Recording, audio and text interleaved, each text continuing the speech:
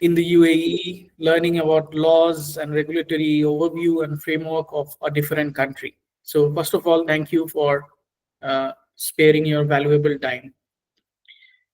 Today's session is supposed to give you a basic understanding or overview of the business landscape in the UAE.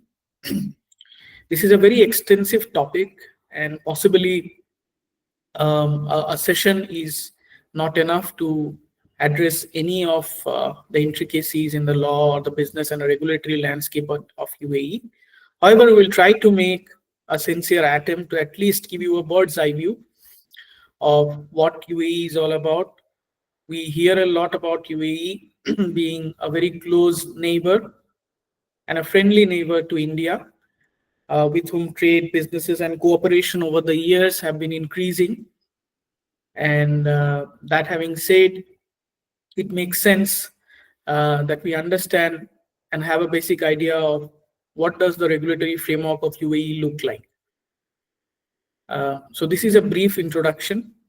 There are no ground rules as such. All the queries will be very much appreciated. To the extent possible, I would like to address them.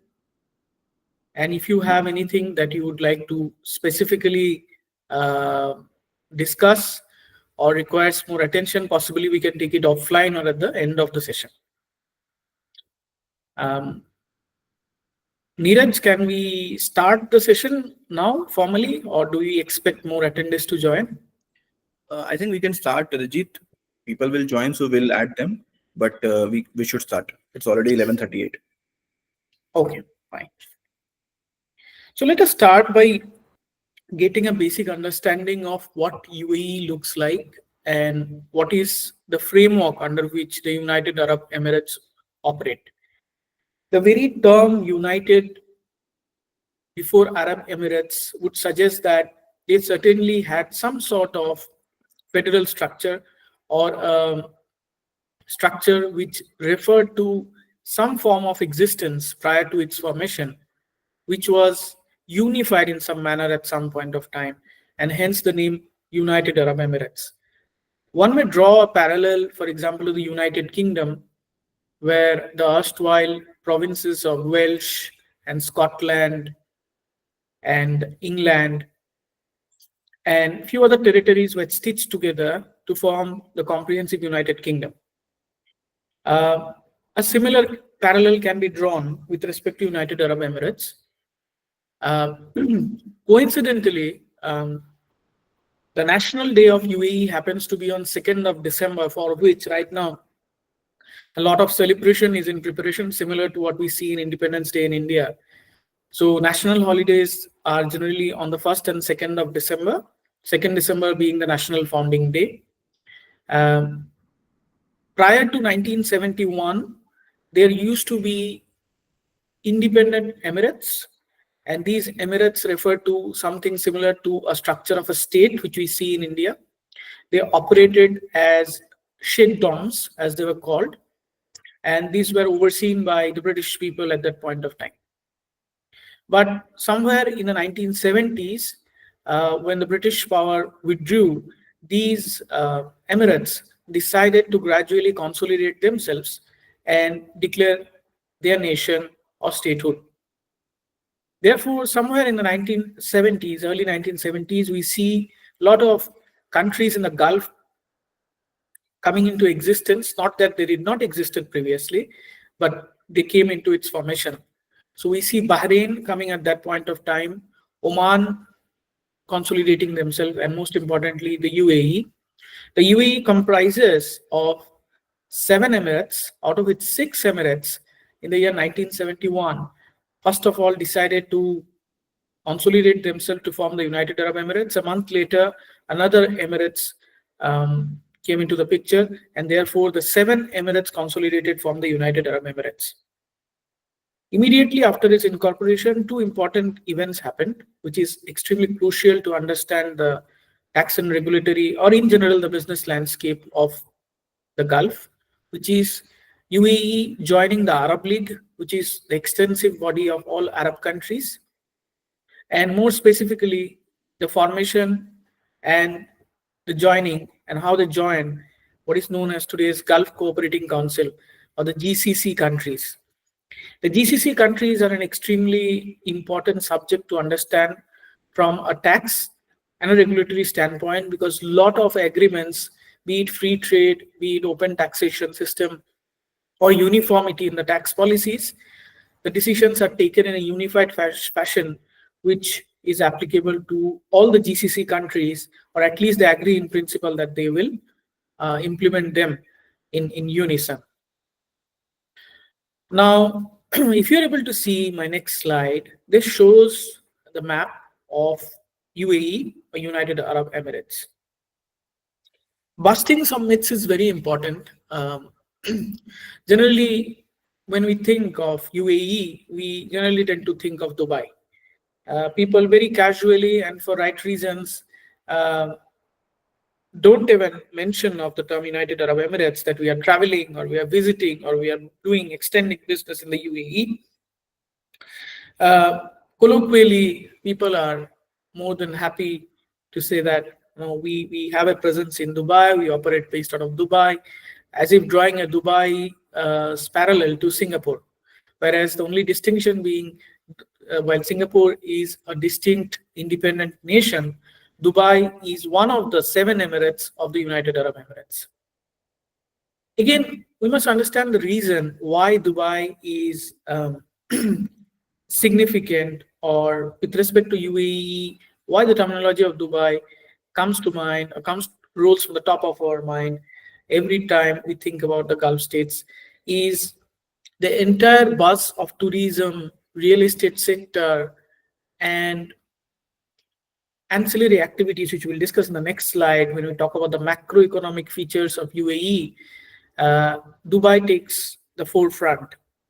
However, if you're able to see the map, the capital of the United Arab Emirates is Abu Dhabi, and Abu Dhabi is one of the largest and the most powerful emirates, both geographically, politically, of the United Arab Emirates. So the session will talk about a bit of the macroeconomic policies or macroeconomic structure of UAE. Then we will go into understand the legal structure of UAE, because that forms the basis and platform for the taxation structure, and then a brief overview of the and a discussion of framework of the tax and regulatory landscape. Neeraj, is there any question? Because I'm presenting the slide, I'm not able to see it. Is there anything that you see in the chat box? Nothing now, Arijit.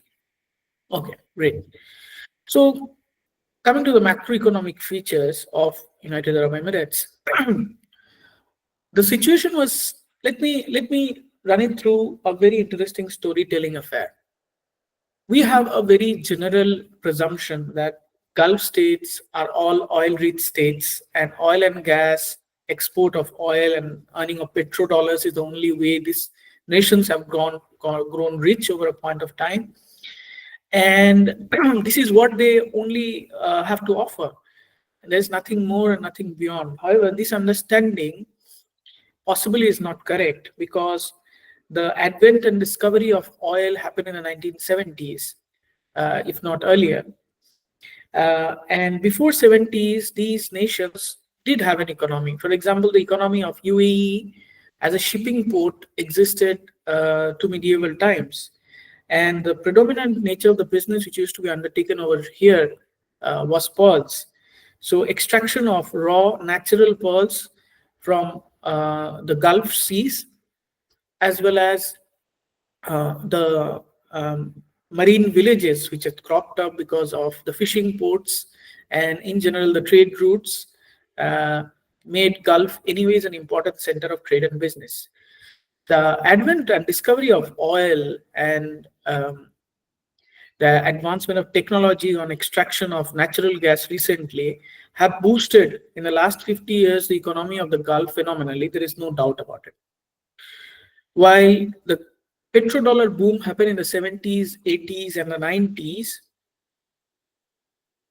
if somebody were to look in the last decade, a substantial change could have been seen, especially during the regime of 1990, late 1990s and early 2000s, the Emirate of Dubai was in severe debt crisis.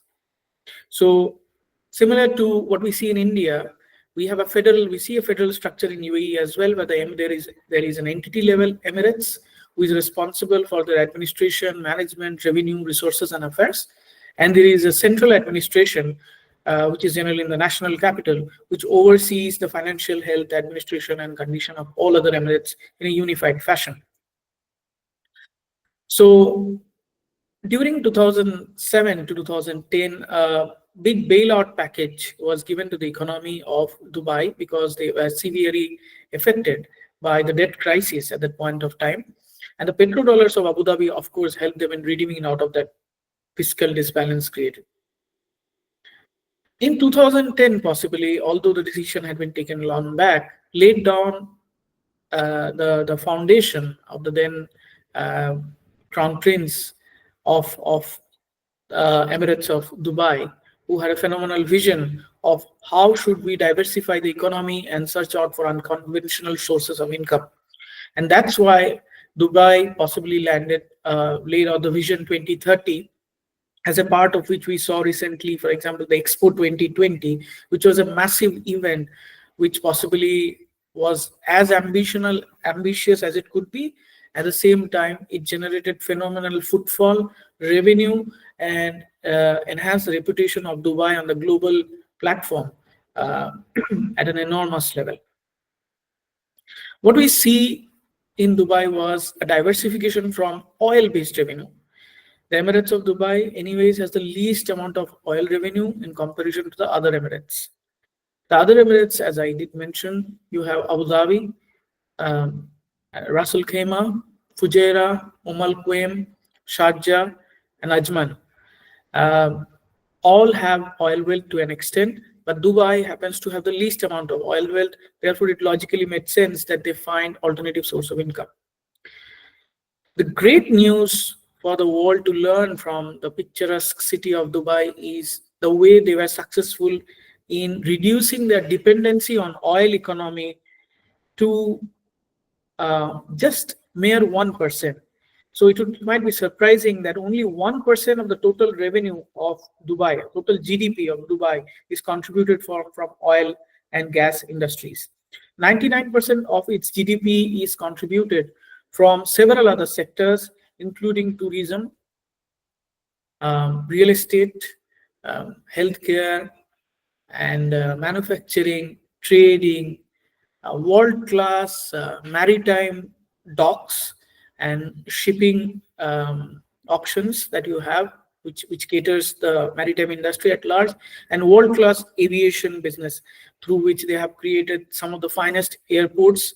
For example, the Dubai International Airport and Sharjah airports, and also the Zayed International Abu Dhabi airports, thereby making them one of the finest logistics hub across the world.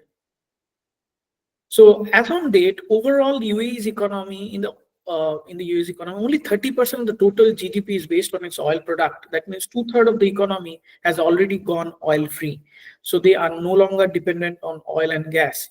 So even if there were to be some shocks, which were seen in the last decade, for example, the per dollar price of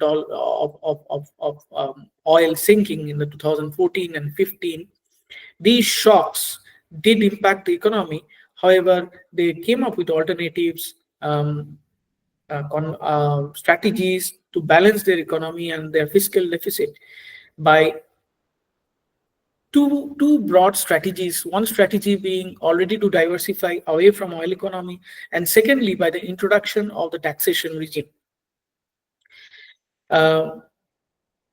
Dubai was well known to be a tax haven for very long, and it also did not have any foreign exchange regulation, which made it a wonderful place for foreign investors, because money could flow in, money could flow out, no questions asked, and people were free to trade, indulge in any sort of business they want to undertake, subject to some regulatory oversight, which gave immense freedom to businesses to use Dubai as a pass-through or as a transitory mode of business for holding um, their operational businesses in the GCC at large, or in northeast of Africa, or in Africa, North Africa in general, apart from the Far East Asian countries.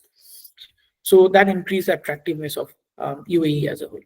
Now, moving on to the legal structure of UAE, it's very important to understand what sort of legal structure does UAE operate in? What is the judicial system?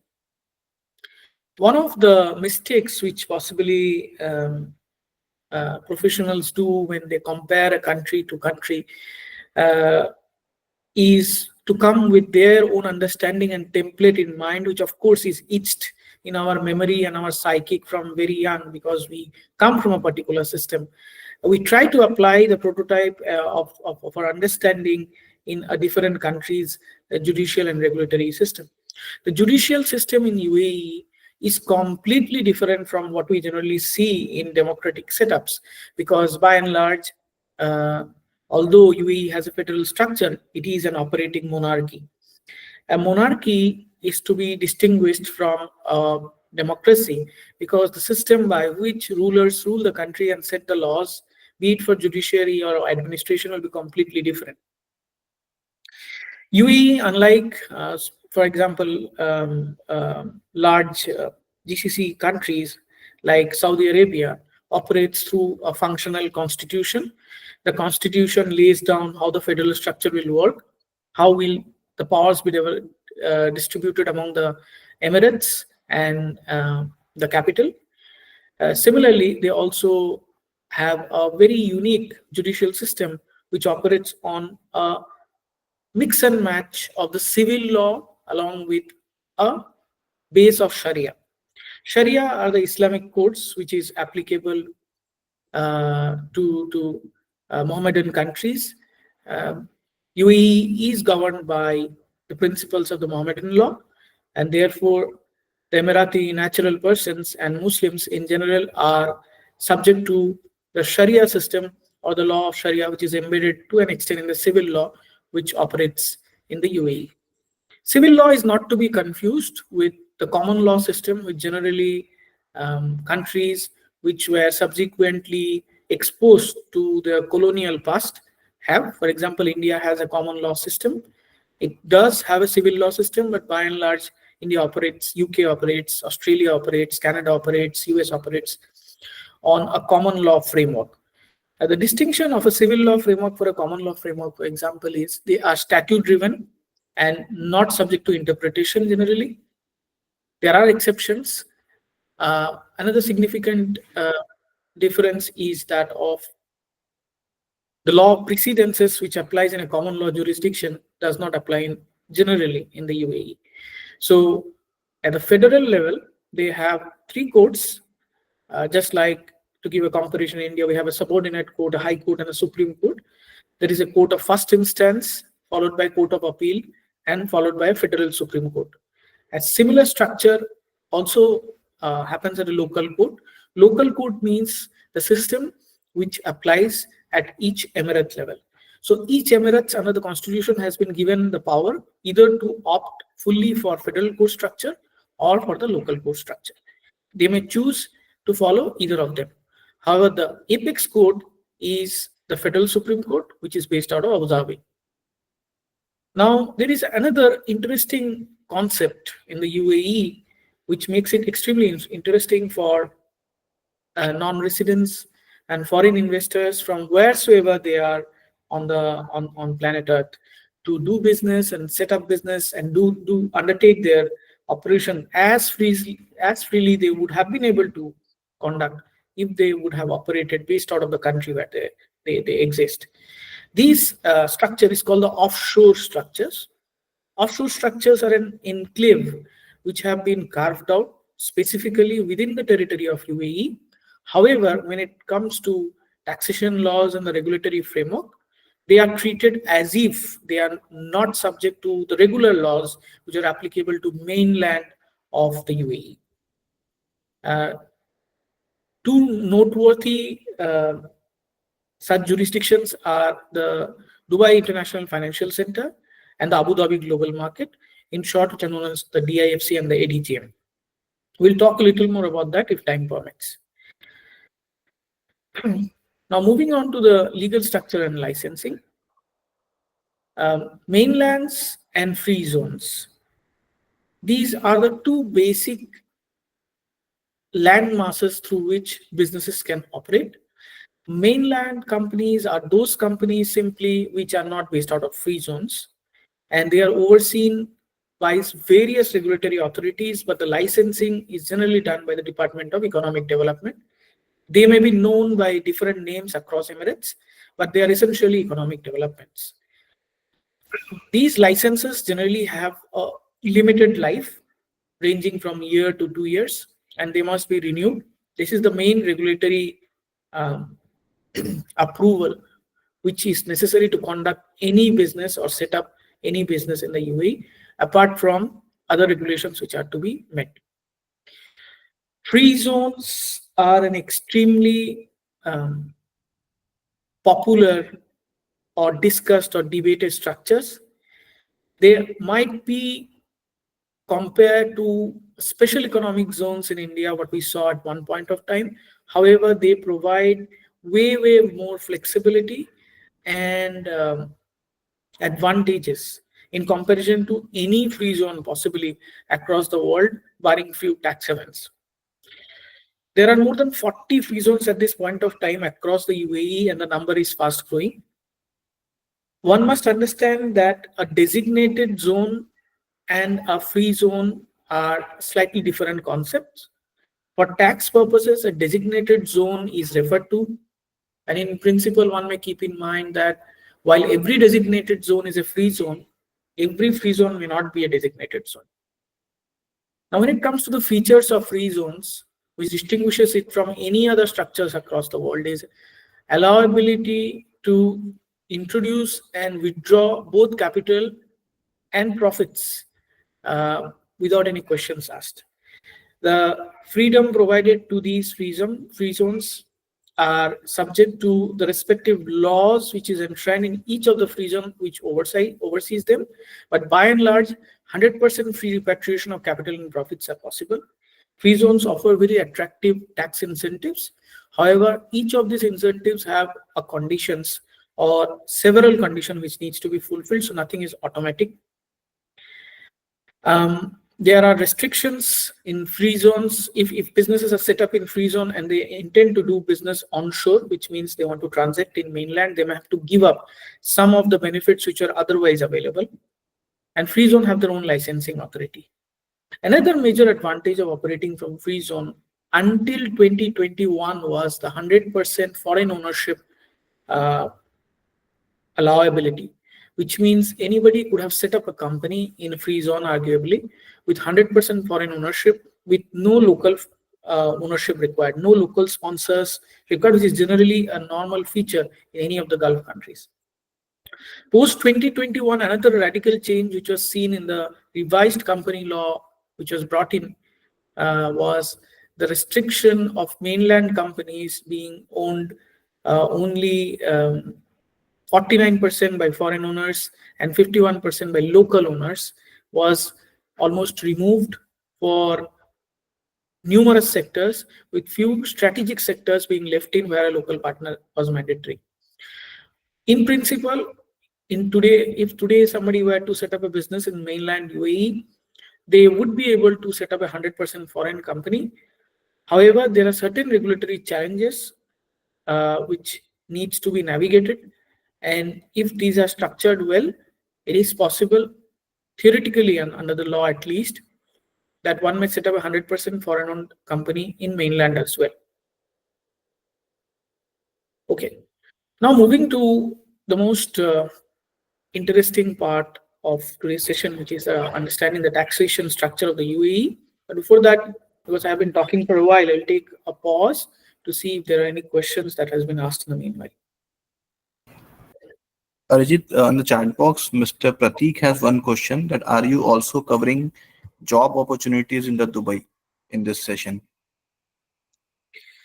Well, I will talk briefly about Now, when you say job opportunity, is a very open-ended question, It's but I not will a give job. you. Sorry, can I talk? Yeah, please go ahead.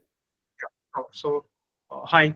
So this is not related to the job opportunity. Okay, so basically we are just looking like, can we expand our career opportunities in Dubai as a practitioner over there or as an employee? So just keen to know all these things for being as an Indian. Yeah, sure. So I'll give you a brief understanding of the demography over here. No, UAE is the only country in the Gulf which is heavily run or propelled by expatriates. Expatriate means people who are not citizens of this country but work here, stay here as a resident. More than 85% of the country's population is expat driven.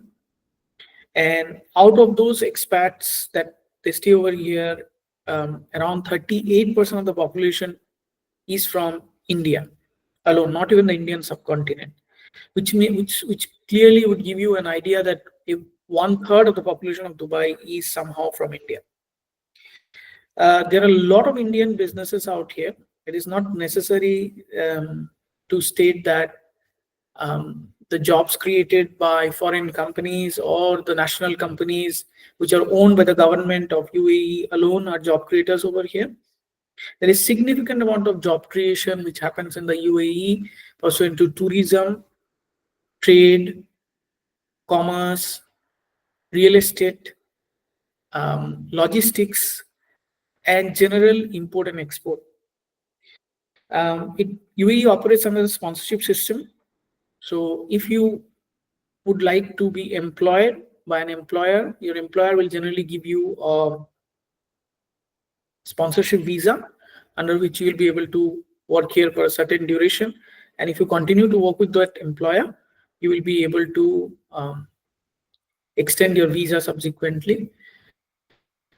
It is also possible that you switch your job or employment from one employer to another, because no such restrictions in UAE stops you from doing that. Mind it, other Gulf countries have regulations in place under their labor laws which may prohibit you from changing employer without their consent. So UAE offers a very level playing field. When it comes to advisory and consulting services as independent consultants, UAE is very welcoming, and nationalities from across the world compete over here. It's a in the world of economics, this is a perfect competition market, which no advantages being played in anybody's favor.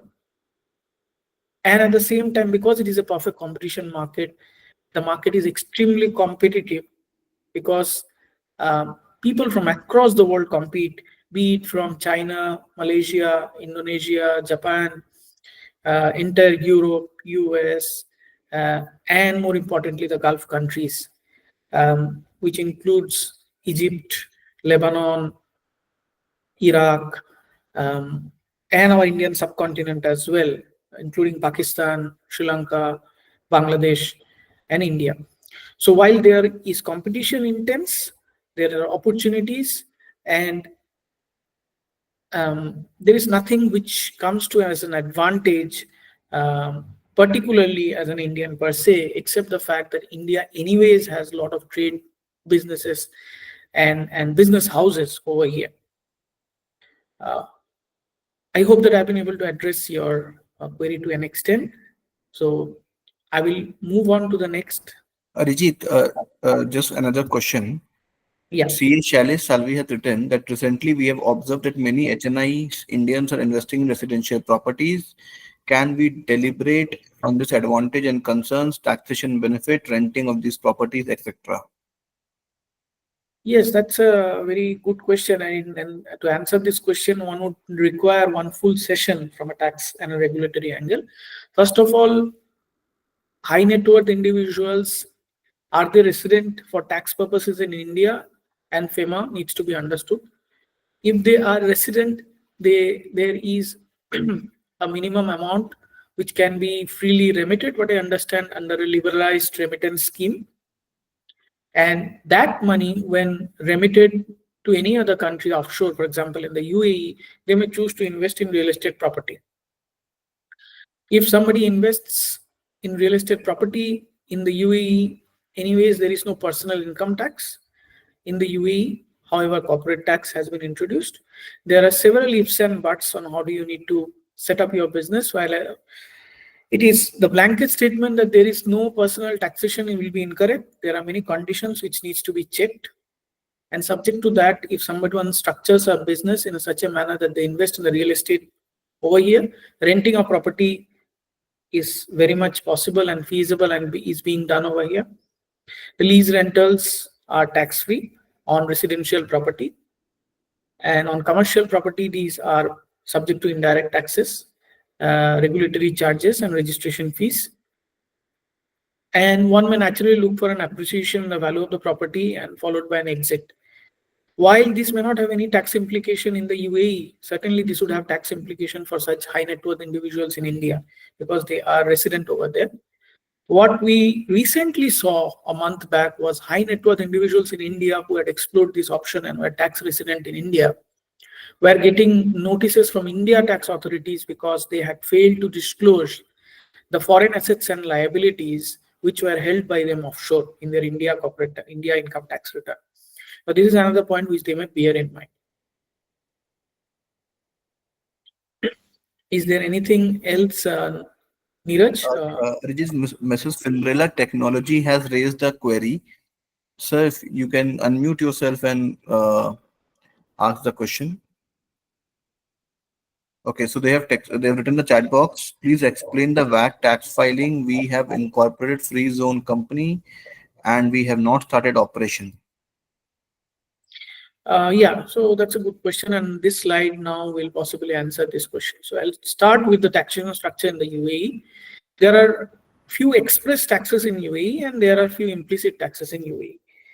Express taxes came post the oil price depression which UAE saw in 2015-16. Economy of UAE does not see the need to bring in taxes because they have several sources of income. However, they are at several crossroads and international pressure, for example, from the Financial Action Task Force, from the European Union, where it was seen as a tax heaven, and therefore there was some sort of moral suasion which was going on that it should not remain 100% tax-free jurisdiction, which gives an unfair advantage to UAE in comparison to other nations when it comes to attracting foreign investments. Keeping all these factors in mind, UAE first experimented with VAT, and VAT was implemented under a unified scheme across the GCC. UAE since then have been steadily amending the law, thereby widening and deepening its tax base as far as VAT is concerned. The rate remains stagnant at 5%. There are 4 kinds of supplies which may be undertaken. You have a standard supply which is subject to 5%, an exempt supply, an out-of-scope supply, and a zero-rated supply. Each of these supplies have got different VAT treatments. Now, when it comes to applicability, it applies to most of the goods and services. Whatever is exempt is explicitly mentioned. Till date, there has been 6 amendments which has happened, the latest being very recent, and which was effective from last 15th of November 2024, which is less than 2 weeks back. The 6th amendment was implemented. Coming specifically to the requirements for registration, any business in UAE who has a turnover of more than 375,000 UAE dirhams is required to mandatorily register for VAT. The law also provides for a voluntary threshold for registration. So anybody who wishes to register the business for VAT purposes but have not reached the required turnover limit of 375,000 dirhams, 187,500 dirham is prescribed in law, upon breaching which they can approach the tax authority and ask for a tax registration number. Similarly, UAE also has a unique feature where they wouldn't like to burden business and their administrative capacities when it comes to oversight of taxes. They also have a mandatory deregistration threshold, similarly, where the turnover of a business goes down and they do not see any upcoming revenue of businesses or is going to shut down in the next few months. Failing which, penalties apply. This is the brief overview about VAT. Then there are certain very attractive schemes when it comes to VAT for non-resident businesses who transact with UAE businesses, however, would wish to claim the VAT they have paid unnecessarily, which they wouldn't have paid had they been resident, under a VAT remission scheme.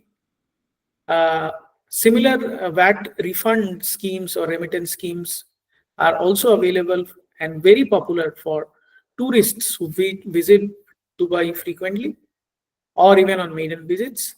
Under this scheme, any tourist who visits Dubai would be able to claim refund up to 86% of the VAT that they have paid on the goods that they have bought. Of course, they shouldn't be consumables, and they wish to carry it out of UAE at the time of departure.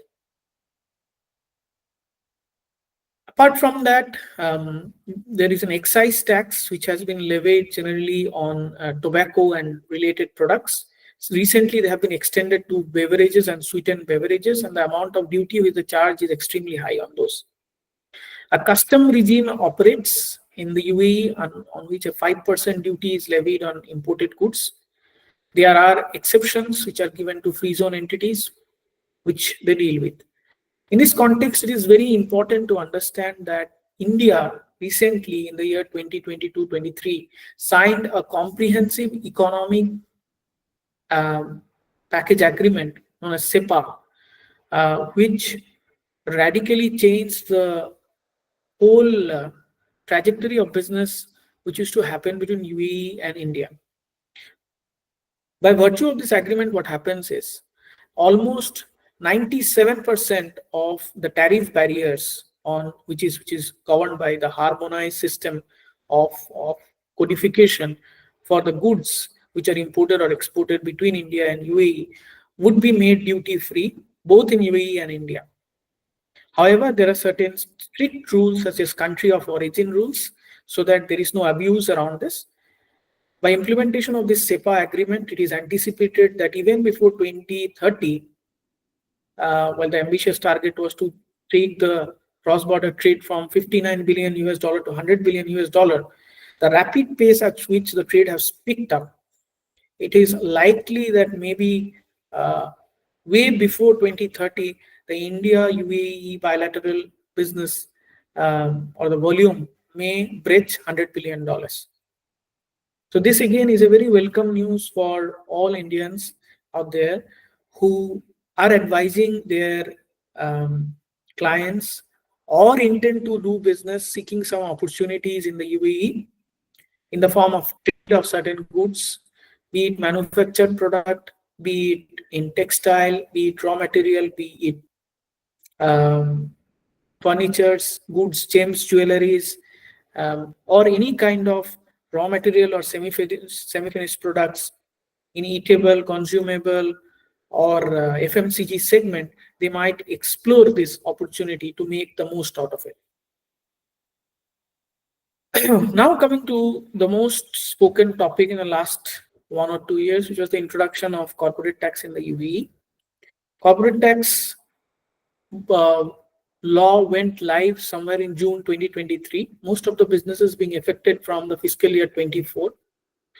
The corporate tax law essentially was possibly a trade-off that they were supposed to bring in a corporate tax law to come out of the tag of being called as a tax haven, because it was seen that a lot of competition was faced by other GCC and other countries at large because of an extremely attractive business climate or environment, which was further augmented with zero corporate taxation, zero personal taxation in Dubai in comparison to any of the neighboring countries. One might be surprised to know that except Bahrain in the GCC or the Gulf cooperating countries, not a single country existed where there were no corporate taxes previously. To everybody's surprise, Saudi taxed corporations at 20%, Oman at 15%, Kuwait, Qatar, all had their own corporate taxation system. The only exception was Bahrain. Bahrain is still an exception, although they are bringing in certain laws, but Bahrain is comparatively smaller in size to other GCC countries. So UAE was the obvious exception. Keeping all these factors in mind and the pressure that was building on the top, especially because of the OECD's Pillar 2 project, which is an offshoot of the G20 as well, to which India is also a part of, UAE saw it as an opportunity and as well as the right time to bring in tax in such a manner so that it comes out of the allegation of a tax haven and at the same time remains as attractive as possible to businesses across the world. Therefore, they chose to tax business at a very noble rate of 9%. While this corporate tax at 9% has been a hue and cry of the industry at large, let me tell you how this tax possibly is not going to impact most of the small and medium businesses in UAE at all. And I would request your attention over here because this is a very interesting story that you will appreciate. First of all, UAE outrightly exempts certain businesses from corporate taxes. This includes sovereign entities, charitable entities, entities which are for public good and benefit. They will not be subject to corporate tax outright. Secondly, businesses which have turnover up to 3 million dirham, a small threshold, which translates possibly to around 6 crore rupees, approximately in Indian currency. So any business which has turnover up to 6 crore rupees would be treated as small businesses and they would be given exemptions as well. Subsequently, any businesses which have turnover up to 50 million dirhams, they would be given certain preferential treatment in terms of how IFRS would apply in their treatment, etc. And to all businesses, any profits that they earn up to 375,000 dirhams will not be subject to corporate tax. And any profit beyond 375,000 alone will be subject to corporate 9%. On the top of it, withholding taxes have been placed at only 0%, which means there is no taxes. On the top of it, each of the free zones who are designated zones or are notified by the UAE corporate tax authorities have been given a free zone regime in which, if they are able to fit themselves into, they would be again enjoying a 0% corporate tax. Effectively, Dubai has given out lots of offshoots through which one may plan their business in such a manner that they remain tax neutral. The law, UAE corporate tax law, has been extremely evolving one. It has never been a stagnant one because since 2023, more than 70 publications have come from Federal Tax Authority, which is the governing body for tax administration in the UAE. This kind of pace and speed of development with absolute clarity and academic precision was not seen anywhere. Therefore, the objective is to keep UAE as friendly as possible for businesses and to, if not annihilate, reduce the burden of corporate tax to a great extent so that they don't feel the sting. Personal taxation, theoretically speaking, does not exist, which means wages and salaries still are not taxed. Capital gains are not taxed. Inheritance or wealth tax does not exist as far as individuals are concerned. While these are all subject to conditions, one might also keep in mind that being part of the GCC, which is Gulf Cooperating Council, there has been an aggressive move by the state of Oman recently in this regard, where they're moving to tax salaries beyond a certain limit, which only gives us a bit of red flag that just like corporate tax has emerged, and this is the dawn of taxation in the Gulf, personal taxation is not far away, and it's only a matter of time that salary, wages, everything is going to be taxed. But it's only a matter of time. As far as tax compliance and reporting is concerned, UAE is heavily automated, driven by technology. It has a fairly advanced network of laws, which talks about virtual currencies, artificial intelligence, automation of a supreme nature when it comes to filing returns, filing compliances, being done in an automated fashion with least manual intervention.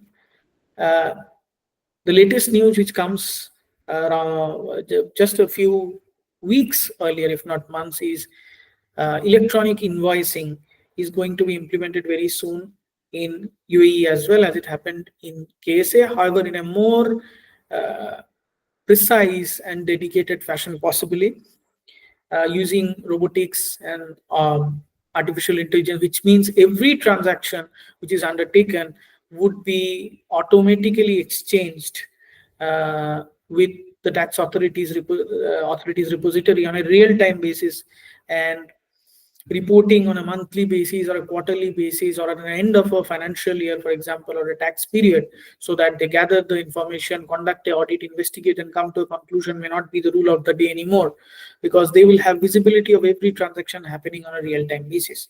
So the future is more automated, more precise, and the traditional ways by which consultants used to operate by advising businesses, those avenues may shrink by every passing day, while creating more opportunities for people in AI, robotics, and how do they use these sort of technology tools in decision making and aiding the businesses in generating newer stream of businesses and cash flows.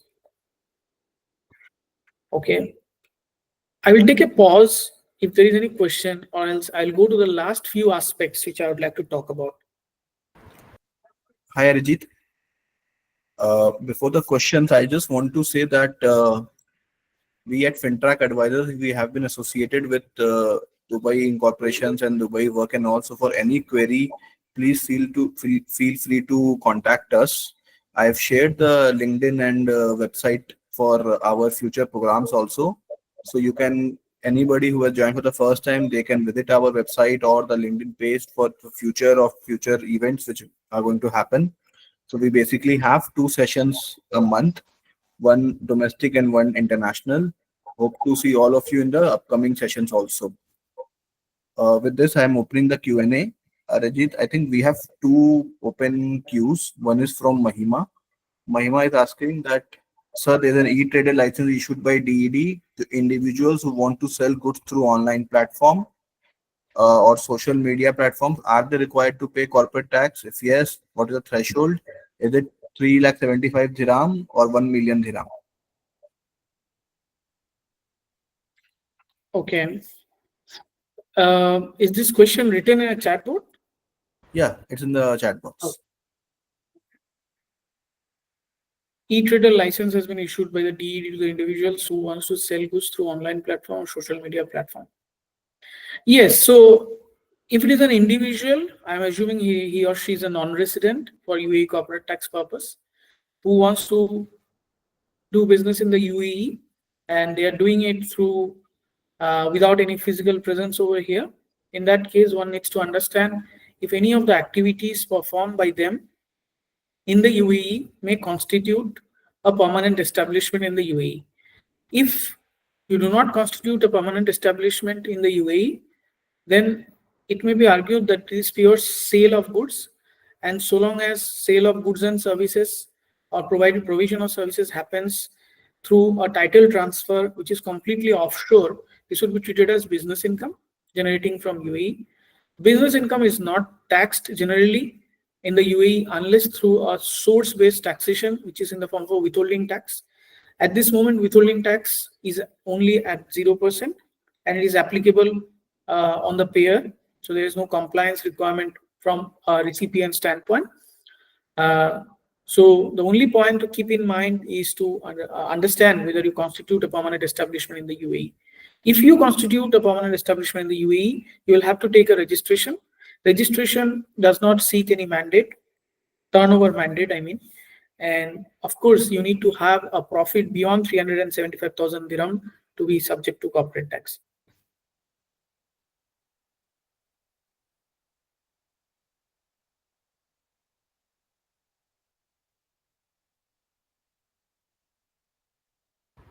Mahima, I think that answers your question. If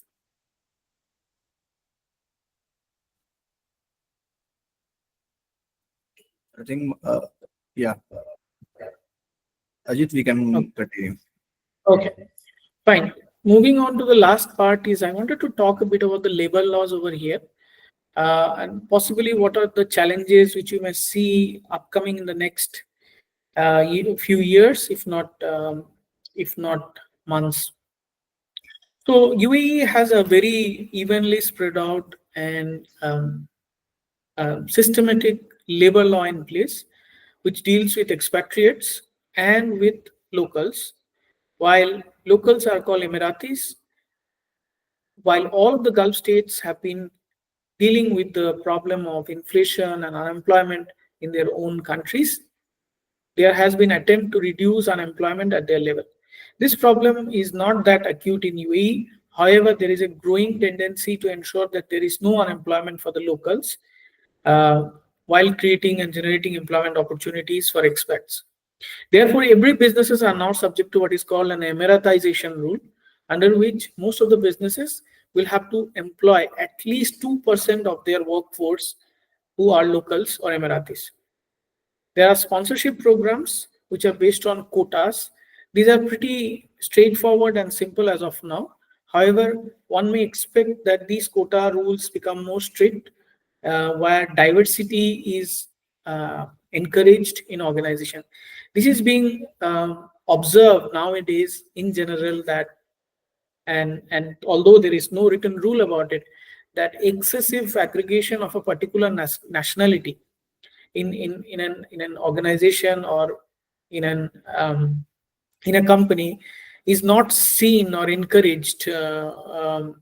It's not seen in good light or encouraged by the labor authorities. Therefore, they highly encourage people to recruit different nationalities, which means that if Indians constitute 38, 39% of the total expatriate workforce, that creates bit of competition on for Indian businesses. However, no such restriction applies for free zone companies which may decide to employ even 100% of their workforce from a particular nationality. Therefore, it appears that the future of employment generation and Indian expatriates working over here would be primarily through Indian businesses, Indian companies, and through free zone companies, a point which you can bear in mind. Secondly, uh, the labor law is very generous to offer end of service benefits, which is similar to gratuity in India. And this starts immediately on completion of 1 year of service, in comparison to what we see in India, which is 5 years of continued employment. This generous rule has been brought in for all expatriates, understanding that all of the expatriates may not choose to stay for so long in a country for reasons whatsoever. So the labor law to that extent is quite generous. I've already spoken of the Comprehensive Economic Partnership Agreement, or CEPA, between India and UAE. So people must also think apart from employment from a trade perspective, because there are enormous opportunities which are available if Indian businesses are willing to explore the UAE market or export goods from UAE market for distribution into the India market, vice versa. Both is an immense opportunity which people must not miss on. UAE is part of the OECD's G20 project, as India is. So most of the BEPS policies, which applies really to large multinational companies, applies to companies in UAE as well. So the tax laws are more and more aligned with the global policies, which brings in uniformity of treatment and understanding and thought process globally, which is a good point to keep in mind. The future of oil and gas is under pressure, although the demand remains steady, but the climate summits, for example, recently concluded COP29, the pressure on going towards cleaner and greener source of energy. UAE is heavily looking towards economic diversification, and not only talking about it, but spearheading by walking the talk, by bringing in advanced regulations such as carbon credit, creating such markets and dedicated zones which deal with um, how carbon credits would be traded, how they could be bought, sold, and creation of exchanges similar to commodities exchange or stock exchanges, where these features may be bought, sold, so that liquidity is enshrined. So this was a brief about the tax and regulatory landscape, what we see in UAE. It may have given you a preliminary understanding and a bird's eye view of how things operate in the UAE. Neeraj, over to you. Thanks, Rajit. I think Mr. Sailesh Salvi has one question. He has written in the Yes. chat box. Would you like me to speak it out, or you can read? Yeah, I will read it. Yeah.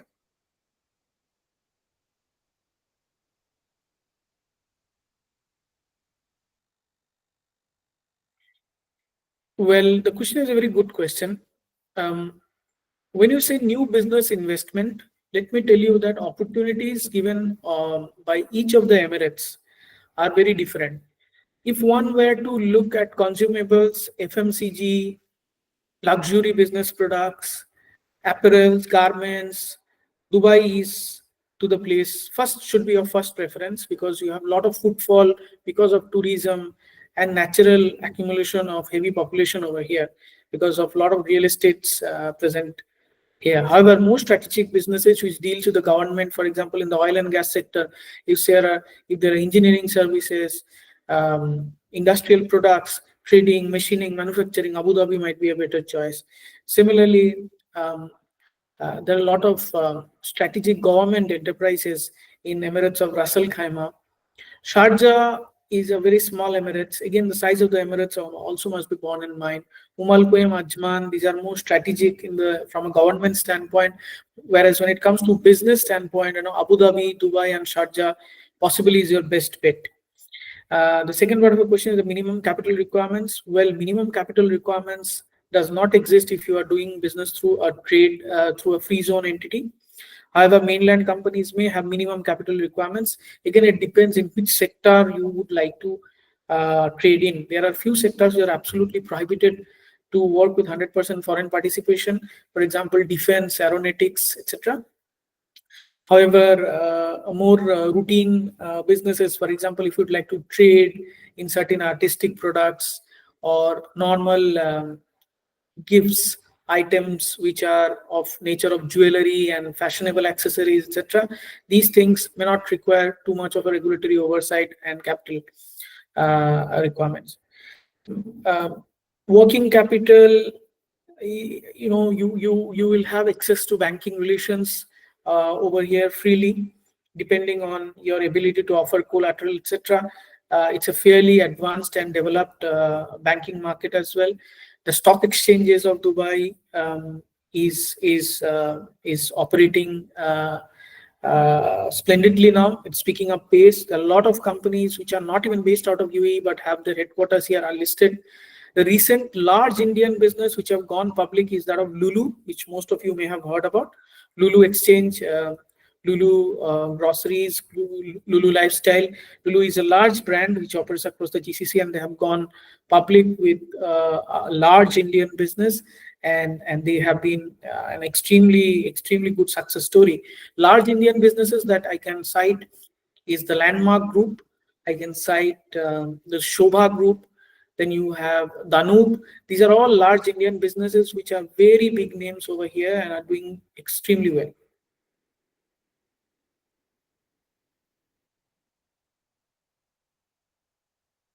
Mr. Sailesh, this answers your question?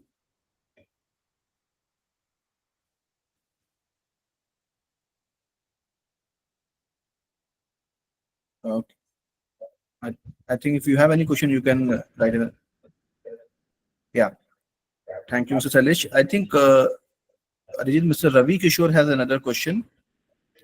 Yes. Ravi is asking, can I get a draft UAE tax law document? Yeah, so Mr. Ravi, It's you will be happy. It's the corporate tax law document I am looking for. Yes. So I am very happy to let you know that similar to India, UAE also operates on a very transparent platform mechanism. So you can just Google up the Federal Tax Authority website, and you can go to their website and you will get all the copy of the regulations available over there. Just for your information, the Institute of Chartered Accountants of India have also uploaded in the public platform the background material for UAE corporate taxes. However, it's not the updated version. We're expecting to launch the updated version very soon. I am also a co-author in that publication, which is going to be revised now. So most of the informations are extremely freely available. Information, there is no holding back of information or difficulty to access information, nor there are linguistic barriers which we see in other GCC countries where the language of the nation is Arabic. So you get documents which are not translated enough, and even if translated are not authentic enough, and even if authentic, they are not updated enough. So you don't have any of this problem with UAE. You get all these documents freely available on a simple Google search. Okay. Okay. Arijit, I have a 2-3 part question. First is what are the and I think I asked this on behalf of all the practicing chartered accountants. What are the qualifications for anybody if you want to audit a UAE based company? Can Indian based chartered accountants do the audit of UAE based companies? And finally, what I've heard, I don't have clear idea. There are certain minimum audit remuneration amount in the UAE, if I'm not wrong. So what are these? It's a good question, Neeraj. I do not have an exact answer for this, but I will give you based on practice what I saw. Audit profession is subject to regulatory oversight over here. It does allows foreign chartered accountants who meet the requirements of UAE to set up their practice and do business. However, there are stipulations which you need to fulfill before you can set up a firm of practitioners. There are licensing requirements, and these licensing requirements, if not easy and if not difficult, is not a cakewalk to obtain either. But if you are able to obtain the same, of course, you will be given an audit license. There is a standard fees, of course, just like in India, we have a minimum recommended audit fee at which you are supposed to work. You are also supposed to follow those guidelines over here. But the regulatory oversight is stringent, and you need to fulfill certain conditions. You need to have an office over here and need to be physically based out over here to undertake this. So a lot of the firms who work on an outsourcing model will work on only those assignments which are non-audit. It is unlikely that for audit assignments, especially statutory audit, that work will be outsourced because these are subject to regulatory oversight. Okay, thanks, Arijit. I think one final question from Mr. John Fernandez. He's asking for accounting outsourcing in India. Do you need to set up an accounting firm in the UAE, or you can do accounting work from India also?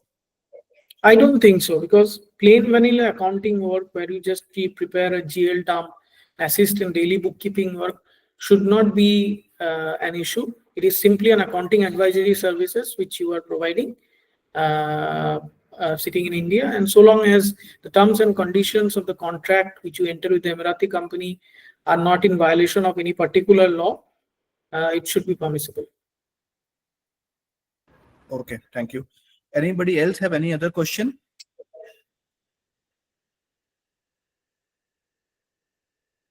I think we are clear with all the questions. I think Mr. Ankit Khandewal has one question. How can we get work from UAE?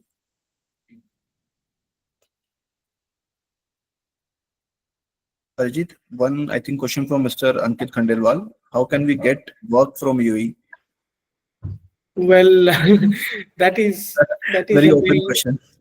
Yeah. This needs little more definition. I would possibly say, when you say work, what do you mean by work? Are you talking about employment? Are you talking about assignment of certain work? Are you talking about professional work? Are you talking about tax work, auditing work? What sort of work? I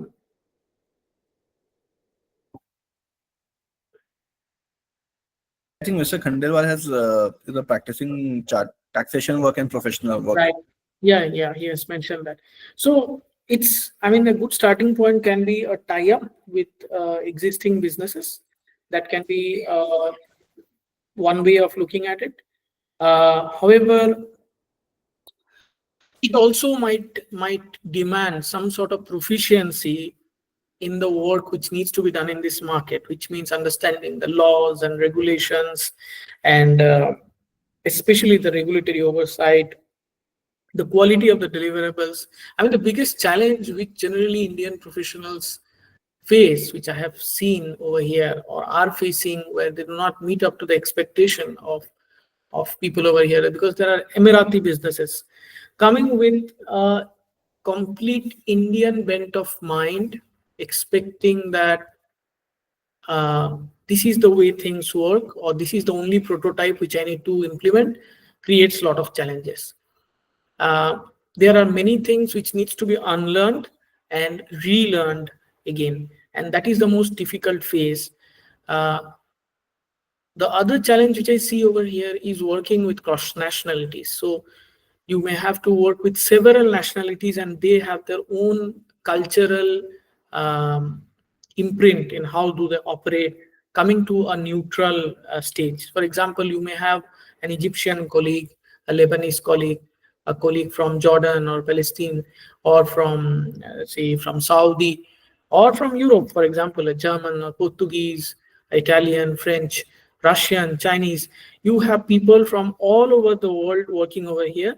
So to come with an understanding that this is the way we do it in India, right? And this is the logic which I know, and this is how I'm going to apply it.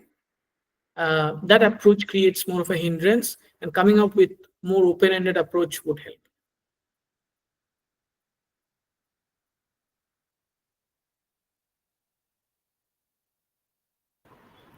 I think that answers his question.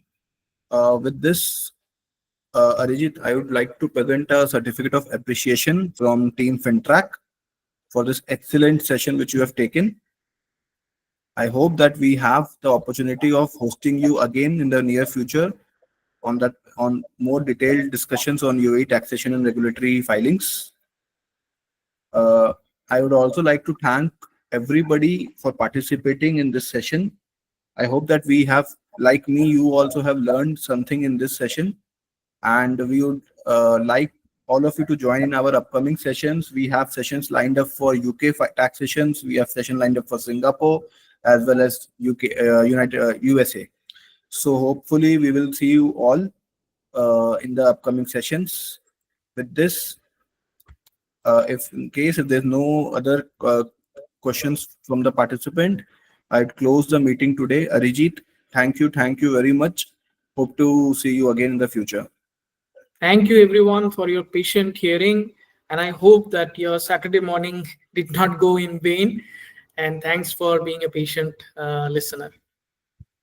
Thank you all. Thank you. Bye bye.